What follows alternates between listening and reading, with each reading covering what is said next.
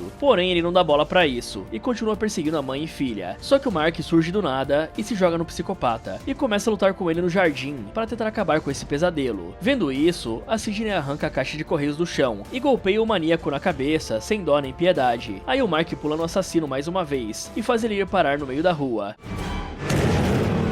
onde um carro aparece do nada e atropela o Ghostface sem dar chance pra ele escapar. Bom galera, a polícia varreu a casa e declarou que tava limpo, só que ninguém subiu no sótão, e isso é uma cagada monumental, né? Pra vocês entenderem melhor, em protocolo de varredura residencial, o sótão e o porão são checagem obrigatórias, e no treinamento, a regra é assumir que tem alguém atrás de cada porta, até provar o contrário. Fora que entre 2015 e 2019, 24 policiais morreram nos Estados Unidos em varreduras desse tipo, segundo o FBI. Em 2024, no Tennessee, um suspeito de assassinato assassinato ficou escondido no sótão enquanto os Marshals revistaram a casa. Isso foi descoberto porque caiu pelo teto. E eu já falei que a área de construção da casa também estava aberta, com aquele tapume de madeira que qualquer pessoa abre. Então são 2 pontos cegos que ninguém checou. E essa é a terceira vez que o Ghostface já tá posicionado no lugar antes de todo mundo chegar. Primeiro na casa do Stu, depois controlando o painel de cabos no teatro e agora no sótão. O cara nem precisa se esforçar, ele só monta uma armadilha e espera. E a go bag da Tatum nem existia mais, porque ela desmontou faz tempo, achando que estava segura. Só que antes de criticar a garota, a culpa é da Sidney, pois se você nunca explica pra sua filha por que uma mala de emergência existe, ela vai achar que é paranoia e desmontar na primeira oportunidade. E eu já tô falando há um bom tempo que a Sidney esconde o passado achando que protege, e aqui a consequência é concreta. A Tatum não tinha nada pronto, porque nunca entendeu o motivo de estar preparada. E aqui a coisa ficou assustadora de verdade, porque menos da metade das famílias americanas tem um plano de emergência, segundo a FEMA. Ou seja, a maioria das pessoas só pensa em se preparar depois que a crise começou. E uma go bag pode ser preparada com uma mochila e leva 10 minutos para montar. É só colocar água, uma lanterna, um kit médico, documentos, dinheiro e um carregador portátil. E a Sidney fez certo em levar a Tatum para safe room, porque o Ghostface não conseguiu entrar. O problema é que a Tatum nem sabia que aquele cômodo existia, e o protocolo de safe room exige que toda a família saiba a localização e pratique a rota a cada 3 meses. Além disso, lá dentro não tinha uma arma, e uma sala segura real vem equipada com telefone fixo, celular de reserva, monitor de câmeras, um kit médico e uma arma, porque o objetivo é aguentar até a ajuda chegar. E mesmo com o Ghostface sem conseguir entrar, as duas abandonaram o único lugar seguro da casa para ir atrás do Mark,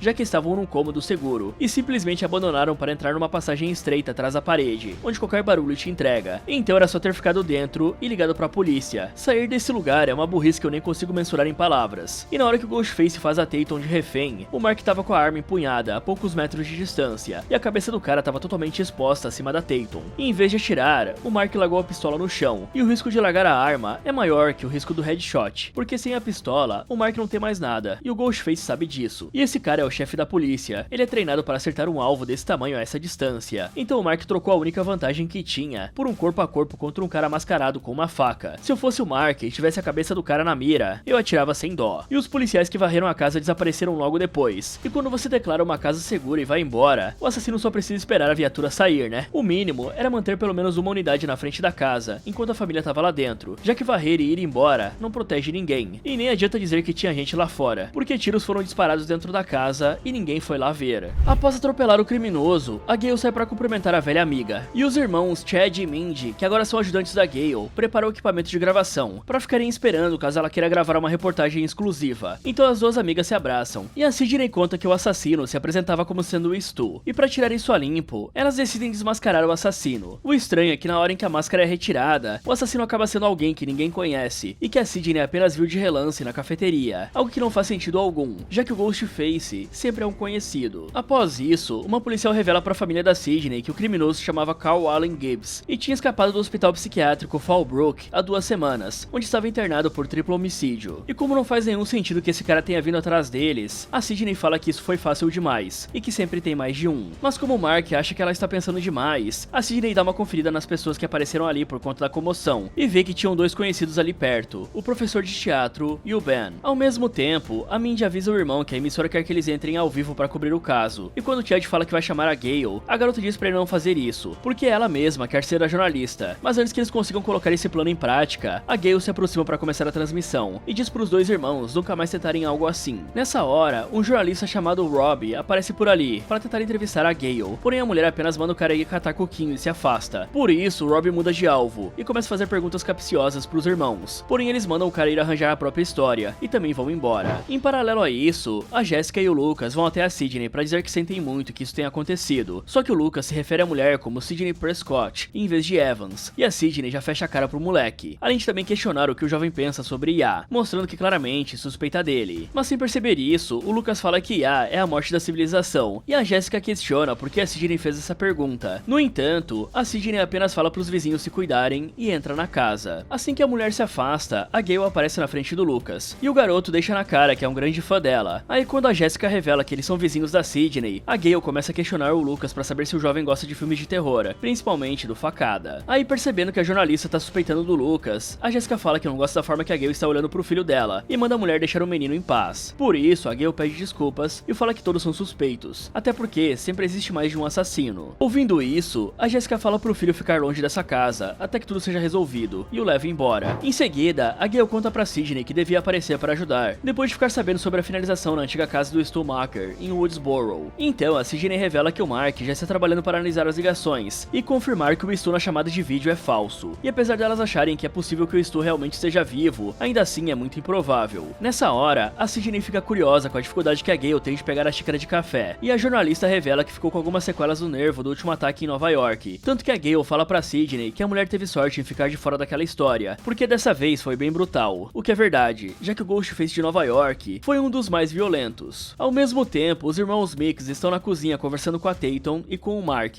Eles revelam que são estagiários da Gale e que enquanto aprendem com a mulher, também a ajudam a se manter atualizada na criação de conteúdo. Nesse momento, a Gale pergunta pra Sidney quando as duas vão começar a caçar o outro Ghostface, pois como já passaram por isso várias vezes, elas sabem que isso não acabou. E como a Sidney fala que vai deixar a polícia tomar conta da situação, a Gale lembra de que o marido dela faz parte da polícia e que ainda assim eles vão estar conectados ao caso. Durante a conversa, o Stumacher liga pra Sidney e aproveita para dar uma zoada nas amigas, falando sobre como a Gale foi demitida da emissora e dizendo que a Sidney precisa procurar a ajuda de uma velha irrelevante para resolver os problemas dela. Por isso, ele pergunta o que aconteceu com as mulheres, já que elas costumavam ter muito mais garra antigamente. Além disso, ele deixa claro que vai provar que é real, quando for atrás delas e acabar com as duas. Assim que a ligação é encerrada, a Sidney percebe que não pode ficar de fora da investigação e avisa pra Gale que no dia seguinte, elas vão ao hospital psiquiátrico descobrir mais sobre o passado do Carl. Na manhã seguinte, a Tatum vê a Sidney se preparando para ir ao hospital e fala que quer ir junto, porém a mulher recusa o pedido, dizendo que ela não tem as habilidades necessárias para se envolver no caso. E por esse motivo, a Tatum pede pra mãe lhe ensinar como as coisas funcionam, afinal ela não quer terminar como a outra Tatum, a antiga melhor amiga da Sidney, que é de onde veio o nome da jovem. E pra quem não se lembra, essa antiga Tatum é a mesma que morreu na porta da garagem. Mas como a Sidney não parece muito afim de ensiná-la, a Tatum vai embora chateada. Depois da filha se afastar, a Sidney fala pro Mark manter a garota afastada do Ben, pois podia ser ele quem estava escondido no sótão. Em resposta, o Mark explica que eles estão rastreando todos os e-mails e IPs dos amigos dela, e vão descobrir se algum deles está envolvido nisso. Então, a Sidney reconhece que talvez tenha sido protetora demais com a menina, e feito ela se tornar vulnerável. Mais tarde, a Sidney chega no hospital psiquiátrico com a Gale, e conta que não existe nenhum registro do corpo do Stu, pois a legista responsável em 96 faleceu há 3 anos, e não tem pra quem perguntar sobre os documentos. Assim, elas percebem que ou o Stu realmente não morreu, ou existe alguém que quer fazer parecer dessa forma. Após isso, as duas entram no hospital, se encontram com um funcionário Marco e dizem que estão ali para investigar a história do Carl Allen. E como a polícia passou a noite fazendo a mesma coisa, o Marco não acha isso estranho e decide levar as mulheres até o quarto do Carl. No caminho, o Gale pergunta como era o Carl e se existia algum motivo para ele ir atrás da Sidney. Então o Marco fala que o cara era bem violento e que aparentemente não havia motivo para Sidney ser um alvo. Então as mulheres veem que não tem nada demais no quarto do Carl e decidem mostrar uma foto do Stu. O estranho é que ao ver a foto, o Marco fala que esse cara é o John Doe, um nome genérico dado para um desconhecido que não pode ser identificado. E como o Stu tinha amnésia por conta da batida na cabeça, ele foi chamado de John Doe quando chegou ao hospital. Além disso, o Marco também revela que o Stu chegou ali no final dos anos 90 e costumava ser um sem-teto, até que surtou do nada, atacou uma estudante do ensino médio e foi declarado incapaz de ser julgado. E ainda conta que o cara foi liberado 2 semanas atrás, e que ele era bem próximo do Carl Allen. Paralelo a isso, a Mindy percebe que o Lucas está de olho na casa da Sidney e comenta isso com o Chad. Então eles começam a conversar sobre os possíveis suspeitos de ser o outro Ghostface. Afinal, a pessoa precisa conhecer de tecnologia para hackear as câmeras e entrar ali sem ser vista. Nessa hora, a Tatum se aproxima para ver se os irmãos estão confortáveis na casa e já aproveita para perguntar o que eles estão fazendo ali e se não tem medo depois de tudo que passaram. Ouvindo isso, os irmãos apenas dão risada e explicam que se movem por necessidade. Afinal, cada um deles tem uma meta profissional e pessoal, fora que eles são parentes do Randy, e a Mindy quer desmascarar o assassino dessa vez. E como a Tatum fica curiosa sobre como desmascarar o criminoso, ela pergunta como fazer isso. Então os irmãos falam que é só reunir os suspeitos em um lugar e pressioná-los até algum deles confessar. Além disso, a Mindy ainda deixa claro que o suspeito mais provável é o namorado da jovem, apesar de ser muito óbvio. E como a cidade está em toque de recolher, a Tatum fala que existe um jeito de reunir toda a turma se eles conseguirem despistar o pai dela. Em paralelo a isso, a Sidney é informada que a polícia vai rastrear a próxima ligação que ela receber do assassino, e as duas começam a pensar em uma forma de forçar o Stu a ligar pra ela. E pra isso, a Sidney decide dar a entrevista que a Gale está querendo há décadas. Paralelo a isso, o Mark escuta um barulho vindo do cômodo em construção e vai lá dar uma checada pra garantir que o Ghostface não está ali. Mas enquanto o cara arruma a caixa de ferramentas que caiu no chão, ele não percebe que o assassino estava na escuridão, só esperando o momento certo. Aí quando o Mark finalmente fecha a porta,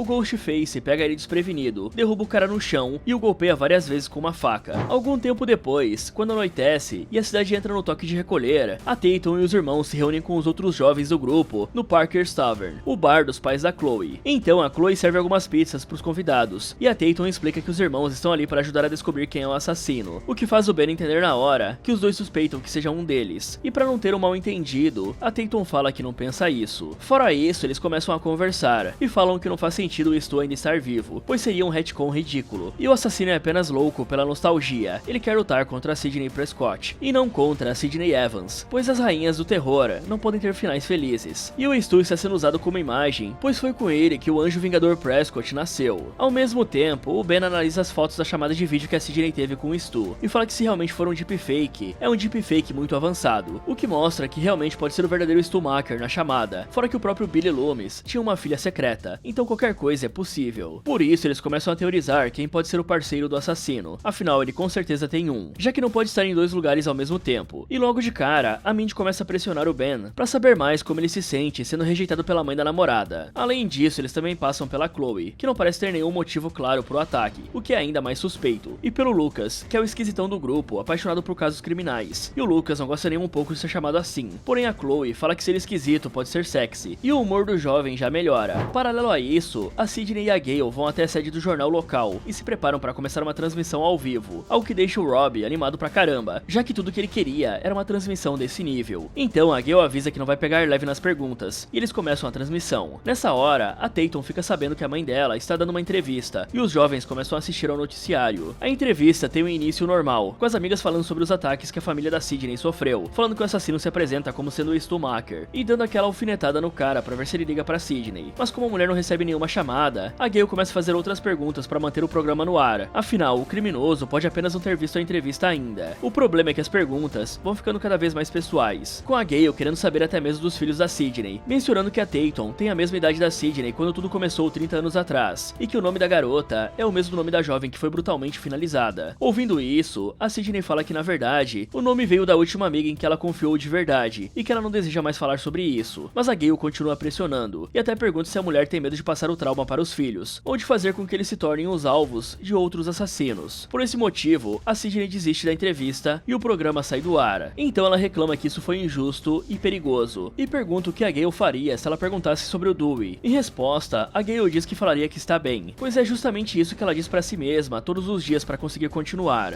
Ok galera, o Ghostface que atacou a família da Sidney era um completo desconhecido, e na franquia inteira, o assassino sempre é alguém próximo das vítimas. Então, um cara sem nenhuma conexão com a Sidney deveria ser o maior alarme de que ele foi mandado. E a Sidney acertou ao falar que sempre tem mais um, porque essa regra valeu em todos os filmes até agora. Até porque na vida real, assassinos que funcionam como peões de um mandante existem. E o caso mais famoso é o do Charles Manson, em 1969, que ordenou 7 finalizações e nunca tocou numa faca. E os seguidores dele não tinham motivo pessoal contra nenhuma das vítimas. Eles foram lá e finalizaram todo mundo porque o cara mandou. E aqui aconteceu a mesma coisa, né? O Cal tá morto e quem mandou ele não. E tem um detalhe aqui que parece que todo mundo esqueceu. O AFIS do FBI, que é o Sistema Automatizado de Impressões Digitais dos Estados Unidos, entrou no ar em 1999. E esse banco de dados tem mais de 150 milhões de registros e cruza digitais em questão de horas. E o Stu Macher foi fichado pela polícia em 1996, depois das finalizações em Woodsboro. Vivo ou morto, tanto faz. Se ele foi preso, as digitais foram coletadas no Booking. Se ele foi dado como morto, as digitais foram coletadas na autópsia e no processamento da cena do crime. A polícia ainda precisava cruzar as digitais dele com as latentes das outras cenas, como na casa da Casey Becker e na escola. De qualquer jeito, as impressões dele entraram no sistema, e quando John Doe atacou uma estudante e foi internado no Fallbrook, ele teria sido fichado de novo. A partir de 1999, essas digitais teriam batido automaticamente com as do Stu, então ficar 25 anos como John Doe num hospital psiquiátrico é impossível na vida real, a não ser que alguém de dentro tenha impedido o cruzamento. Sem contar que a desculpa de que a legista de 96 morreu não cola, porque uma investigação de múltiplos homicídios tem uma documentação na polícia, na promotoria, no tribunal e no hospital, e não depende de uma pessoa só. Então, alguém apagou esses registros ou eles nunca existiram. E o cara mais suspeito até agora é o funcionário desse hospital, pois o Marco conheceu o Carl e o Stu. Ele trabalhava no lugar de onde os dois saíram, e o Carl fugiu e o Stu foi liberado na mesma janela de 2 semanas. E quando a Sidney e a Gale pediram informações sobre onde o Stu foi depois de sair, o Marco travou e falou que iam precisar de uma ordem de corte. E o cara tava bem tranquilo, sem pressão nenhuma, como se já esperasse a pergunta. Já o quarto do Stu estava arrumado, como se fosse receber um novo hóspede, e não como o quarto de alguém que viveu ali por 25 anos. Então alguém limpou aquele quarto, e quem tem acesso para fazer isso dentro do hospital psiquiátrico é o funcionário. E a única coisa que fica pendente é que eu ainda não sei qual é o motivo do Marco, porque até agora ninguém explicou porque ele iria atrás da Sidney, só que as peças encaixam demais para ser uma coincidência. Afinal, alguém tem que ter deixado o Cal fugir. E além do Marco, tem mais gente que levanta suspeitas. O Ben é o mais óbvio, porque ele é o nerd da tecnologia, e ainda por cima replicou exatamente o que o Billy Loomis fazia ao entrar pela janela da namorada. Só que a própria Mindy já disse que ele é suspeito demais pra ser o cara, e quando o suspeito é óbvio assim, geralmente é uma cortina de fumaça, né? E o Lucas é obcecado por true crime. Ele chamou a Sidney de Prescott em vez de Evans, e a Mindy flagrou o garoto de olho na casa, até porque ele fazia parte da equipe técnica do teatro, então acesso ao sistema de cabos ele tinha. E o professor de teatro conhece o Fly System por dentro, e por enquanto só temos isso, né? Ele tinha acesso e presença no teatro, nenhuma pista além disso. Além disso, a Gale falou que todo mundo é um suspeito, e ela tem razão. Acontece que na prática ela só pressionou o Lucas, e o cara do hospital que conhecia tanto o Cal quanto o Stu, ninguém interrogou direito. E o professor que tinha acesso ao sistema de cabos do teatro, ninguém perguntou nada também. Se todo mundo é um suspeito, investigar só um moleque nerd de true crime e deixar quem tá quieto passar não faz sentido, né? Além disso, a Sidney piorou a situação ao perguntar pro Lucas o que ele achava da IA, na frente da mãe dele. E eu nunca faria isso, porque se alguém é suspeito, a última coisa que você faz é avisar ele. Agora, o Lucas sabe que estão de olho na tecnologia, e se eles tiver algum envolvimento, já sabe o que esconder. Já a Tatum pediu pra Sidney ensinar ela a se defender, e a Sidney disse que não. A garota até mencionou a outra Tatum, a melhor amiga da mãe dela, que bateu as botas na porta da garagem lá no primeiro pânico, mostrando que ela sabe que o perigo é real. E desde o começo, a Sidney nega toda forma de preparação pra filha. Ela escondeu o passado, não explicou o motivo das suspeitas e deixou a go bag ser desmontada, além de não avisar sobre a safe room. E agora ela recusa ensinar quando a garota pede. 10 minutos de briefing básico salvam vidas. Ela poderia ter ensinado coisas básicas, como se ouvir um barulho não ir checar, e sim correr para o safe room, e ligar direto pro 911, e nunca ficar sozinha, né? E a Sidney até reconheceu que foi protetora demais, e que tornou a Tatum vulnerável. E isso é raro, né? Porque quase nunca as pessoas admitem o erro. Mas isso não muda nada, porque a garota ainda não tem preparo. E o Mark já foi atacado na própria casa, e é o chefe de polícia. E mesmo assim ele foi checar barulho na construção sozinho, sem nem puxar a arma. Fora que a construção já foi apontada como um ponto fraco 2 vezes. E aquele tapume de madeira que qualquer pessoa abre, continua do mesmo jeito, né? E o cara encontrou ferramentas derrubadas no chão, e arrumou tudo como se o vento tivesse derrubado. O cara praticamente pediu pra ser emboscado. E se o chefe de polícia é assim, imagina como é que é o restante. E a Sidney aceitou dar a entrevista ao vivo para provocar o Stu. Só que o Stu nem ligou. E a Gale começou a fazer perguntas pessoais. Falou o nome da Tatum em rede nacional, a idade e conectou tudo ao passado de Woodsboro. E isso já deu merda na vida real. Nos Estados Unidos, um jornal publicou o nome de uma vítima de agressão, e a mulher passou a ser ameaçada pelo próprio agressor, um caso que foi parar na Suprema Corte. E a proteção de testemunhas existe, porque expor quem tá sendo caçado é entregar um mapa pro caçador. E a Gale entregou o nome, idade, conexão familiar e vulnerabilidade emocional ao vivo. E qualquer psicopata assistindo agora sabe que a Tatum é o ponto fraco da Sidney. A alternativa era manter a provocação focada no Stu, escalar a alfinetada ou encerrar e tentar de novo. Só que a Gale trocou a isca pela matéria, jogando todo o plano fora. Assim que o programa acaba, a Tatum fala que todo esse plano foi uma péssima ideia e diz que quer ir para a emissora de televisão ficar com a mãe, algo que o Ben concorda e se oferece para levá-la. O problema é que ao mesmo tempo em que ela decide ir embora, o Stu liga pra Sidney, avisa que a Tatum fugiu de casa para ir a um bar com os amigos e que ele está do lado de fora desse local, pronto para castigá-la. Ouvindo isso, a Gale manda o Rob ligar pra polícia e a Sidney, por outro lado, se apressa para ir salvar a filha, mas como ela não consegue entrar no carro, a mulher simplesmente sai correndo até o bar. Paralelo a isso, a Tatum entra no carro do Ben e vê que no notebook dele tinha um vídeo do cara fazendo um deepfake para se passar pelo Stu e ameaçar a Sidney. O cara até tenta explicar que só estava testando para ver se era possível, porém a Tatum não cai nessa e bate com o notebook na cara do namorado. Só que no momento em que ela sai do carro para fugir,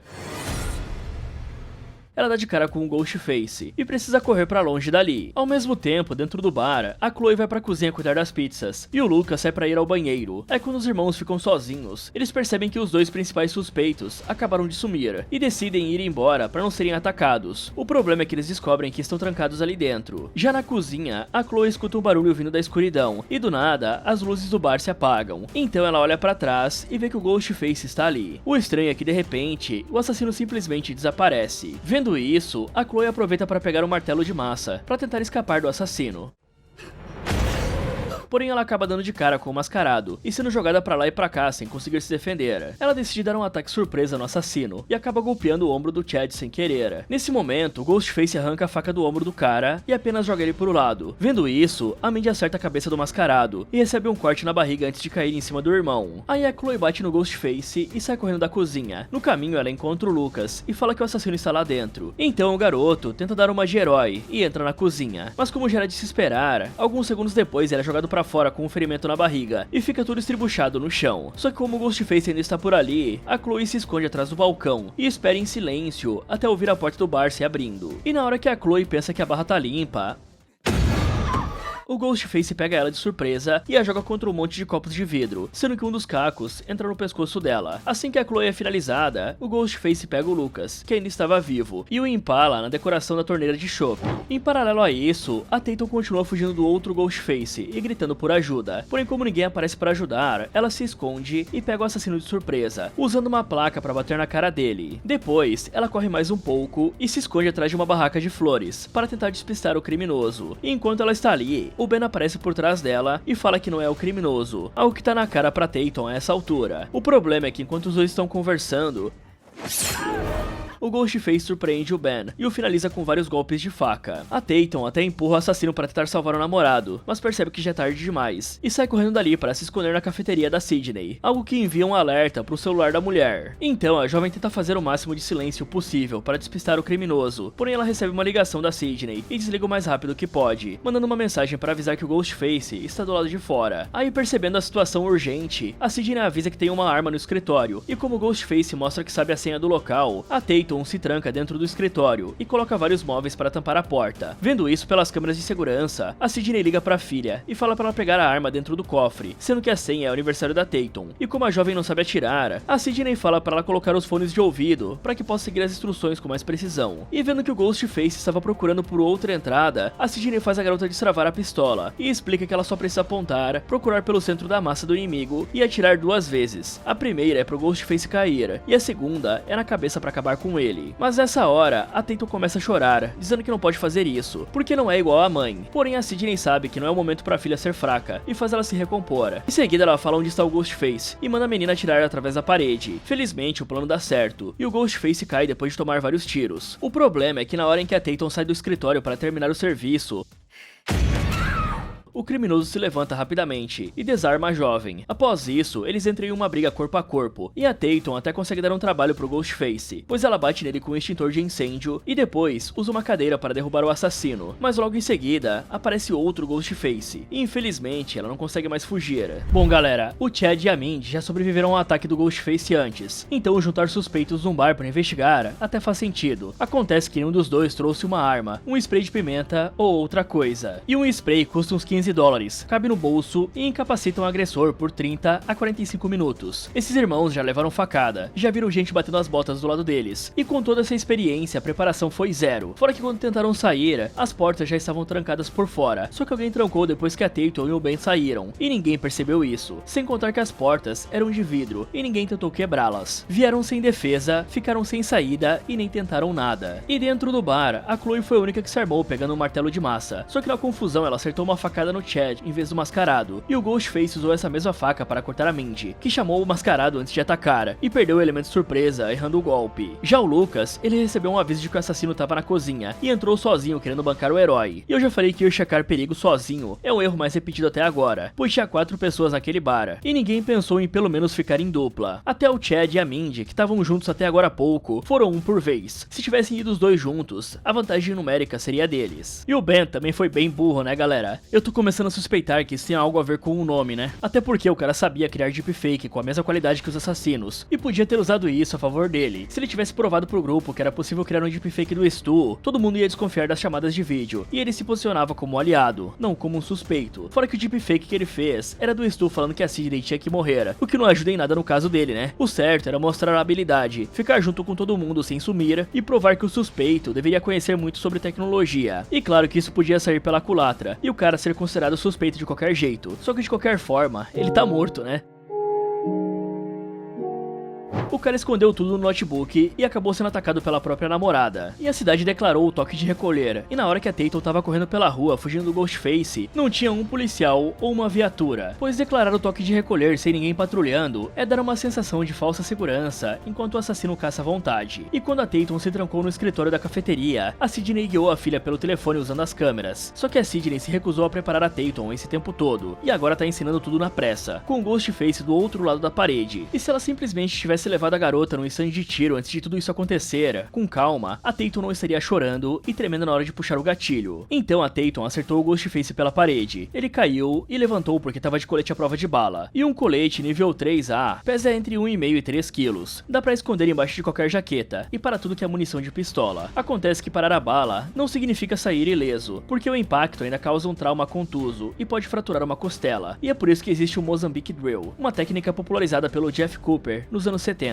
São 2 tiros no peito para derrubar, e se o alvo não foi de base e levantou, é dado um na cabeça antes para garantir. O peito pode ter proteção, só que a cabeça não tem, né? A Sidney mandou a Tatum fazer exatamente isso, e a garota não fez. Só que o pior nem foi a hesitação, foi ter saído do escritório para verificar o corpo. Não existe motivo nenhum para sair de um lugar seguro com o Ghostface do outro lado, era só esperar para ver se o cara levantava e atirar de novo. A própria Sidney colocou a filha em risco ao não mandar ela ficar no escritório, fora que o Ghostface sabia a senha da cafeteria, e ninguém parou para pensar em como. Alguns minutos depois, a Sidney chega na cafeteria e vê que a Tatum desapareceu, então o Ghostface liga pra ela, avisa que capturou a garota e que não vai machucá-la, até a Sidney aparecer para ver tudo. Além disso, ele também revela que está esperando na casa do Evans e manda a mulher aparecer sozinha. Sabendo disso, a Sidney volta rapidamente pra casa, e lá dentro, ela vê vários vídeos de deepfake de pessoas do passado dela, falando algumas coisas pesadas para mexer com os traumas da coitada. E entre essas pessoas, estão a mãe do Billy Loomis, dizendo que nunca vai perdoar a Sidney, o irmão perdido dela e o próprio Dewey. Mas como a Sidney fica cansada de toda essa besteira, o Stu fala que decidiu voltar para onde tudo começou, no caso, o primeiro crime, que foi aquele em que uma pessoa foi amarrada em uma cadeira do lado de fora da casa. Por isso, a Sidney vai pro lado de fora e encontra o Ghostface apontando uma faca pro pescoço da Tatum, que está amarrada na cadeira. Então a mulher coloca a arma no chão e pergunta o que o criminoso quer. Ouvindo isso, o Ghostface retira a máscara e mostra que sempre foi o Marco do hospital psiquiátrico. Bom, ele e o Carl antes do cara morrer, né? Algo que quase aconteceu com ele também, se a Tatum tivesse dado o tiro de confirmação. Nessa hora, o outro Ghostface aparece ali e assume o lugar do Marco, enquanto o cara traz o corpo do Mark de dentro da casa. O impressionante é que de alguma forma o policial ainda estava vivo. Aí o segundo Ghostface retira a máscara e revela que é a Jessica, o que faz o Marco dar risada da Sidney, por realmente ter pensado que o Stu ainda estava vivo. A verdade é que o vídeo de fato era um deepfake. Isso era bom daquele jeito, porque o Marco era um especialista em segurança da Google e expert em IA. Fora isso, a Jessica fala que não consegue reconhecer a atual Sidney e mostra que está claramente desapontada pelo rumo que a vida da mulher tomou nos últimos anos, pois antigamente a Sidney era uma inspiração para Jessica, tanto que ela leu o livro da mulher, Out of Darkness, e usou isso como coragem para finalizar o próprio marido abusivo. E o pior, ela conseguiu escapar impune. Só que o que mais decepcionou a Jessica foi que a Sidney não apareceu em Nova York para desmascarar o assassino que estava cometendo aqueles crimes. E quando a Sidney explica que só queria mostrar para as pessoas que existe uma vida após o trauma, a assassina diz que não existe isso para Sidney, porque ela é a rainha do terror, que o propósito da Sidney é matar o vilão, essa é a função dela, e que um ataque do Ghostface não conta se a Sidney não estiver lá. Um plano estúpido, vamos combinar, né? Aí por conta do desaparecimento da Sidney, a Jessica ficou afetada mentalmente e precisou se internar no hospital psiquiátrico mais próximo de onde a Sidney morava, o Fallbrook. E quando a Sidney pergunta sobre o Lucas, a Jessica friamente responde que o garoto já era, pois ele era parecido demais com o pai, mostrando que ela não se importa nem um pouco com a morte do próprio filho. A questão é que enquanto tá rolando todo esse papinho, o Mark aproveita para cortar as fitas que estão prendendo a perna da Tatum. E no momento em que a Jessica decide terminar o trabalho e finalizar a Sidney na frente da jovem para criar uma nova vingadora, a Sidney faz um sinal para a filha e a Tatum simplesmente cabeceia a Jessica e bate nela com a cadeira. Ao mesmo tempo, a Sidney pega uma arma escondida e finaliza o Marco com um tiro na cabeça. Após isso, a Sidney manda a filha pedir uma ambulância e vai atrás da Jessica dentro de casa. Só que a psicopata liga um rádio para distrair a mulher e depois que a Sidney desliga o aparelho,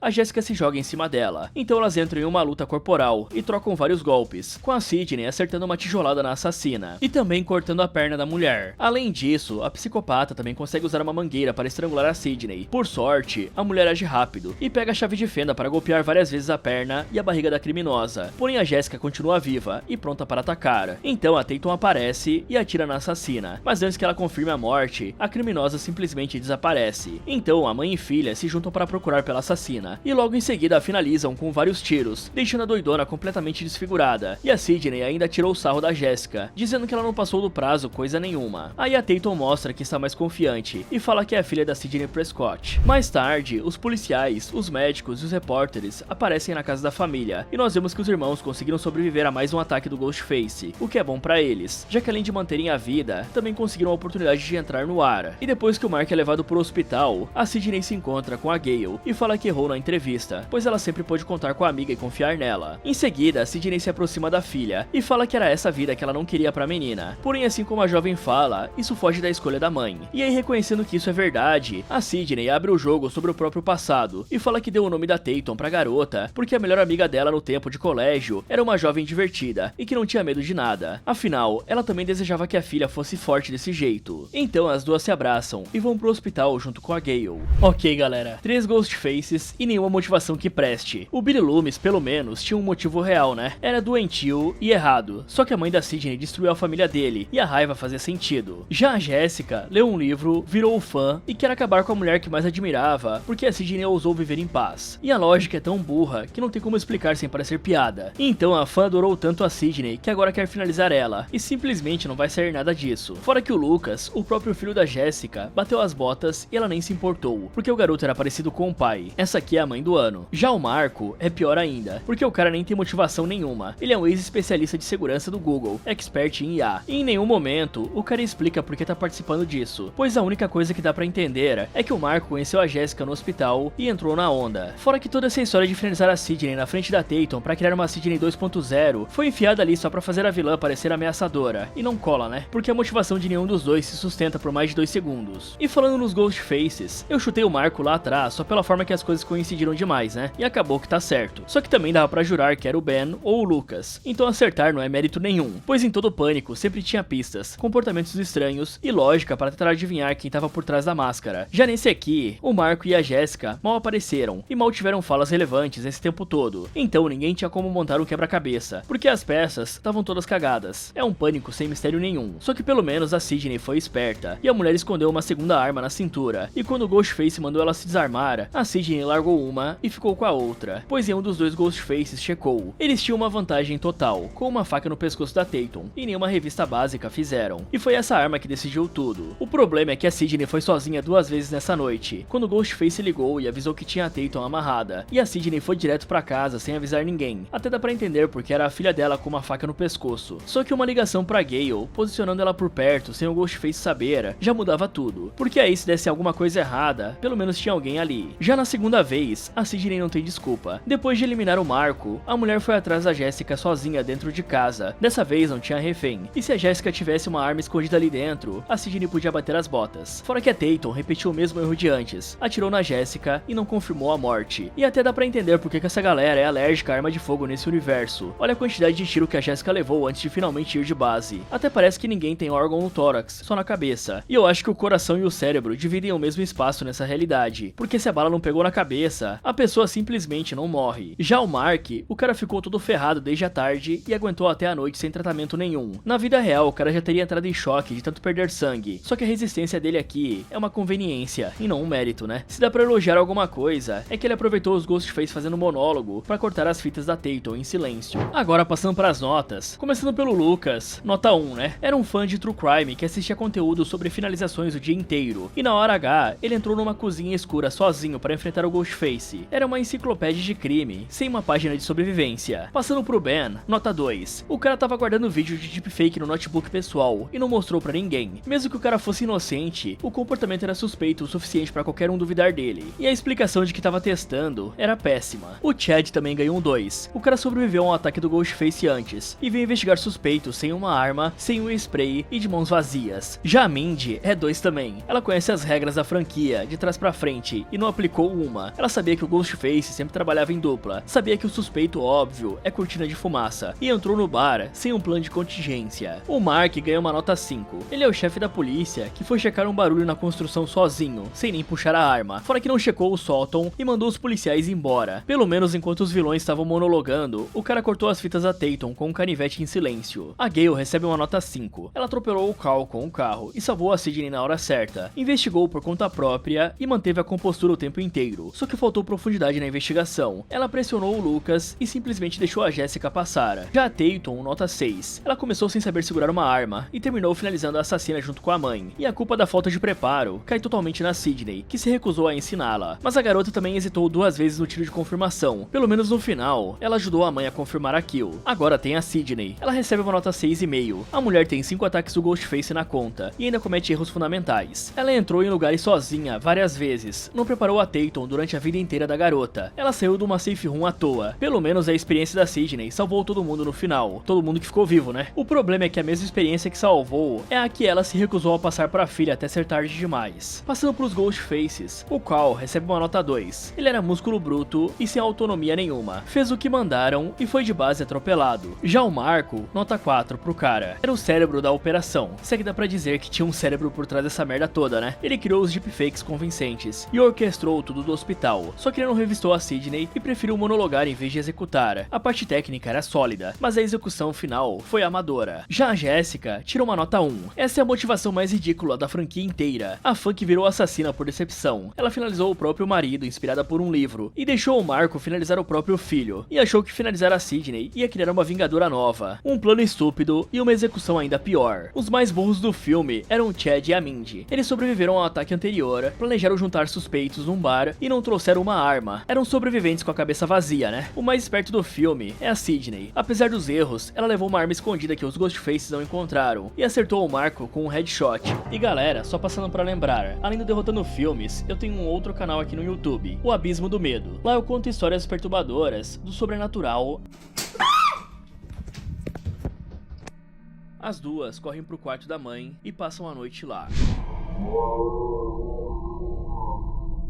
A Tragédias e Montanhas, em vez de ficar parado esperando o carro, o homem decidiu continuar fazendo o que tinha vindo fazer, escalar. Todo dia ele acordava, saía do campground e ia para algum pico ou trilha. Desastres naturais, a casa treme, range, e então é arrancada da fundação. E quando o rugido finalmente para, ninguém sobrevive. E casos que realmente dão aquele frio na espinha. E o principal, são todos casos reais. Os casos são todos pesquisados, não são histórias inventadas ou figs. Então se você curte esse tipo de conteúdo, e ainda não conhece o canal, cola lá e se inscreve, porque eu ainda não desisti de derrotar o YouTube. Fala galera, esse foi como derrotar Pânico 7. Você acha que conseguiria sobreviver? Me contem nos comentários. Muito obrigado por assistir, e lembre-se de sempre acertar na cabeça.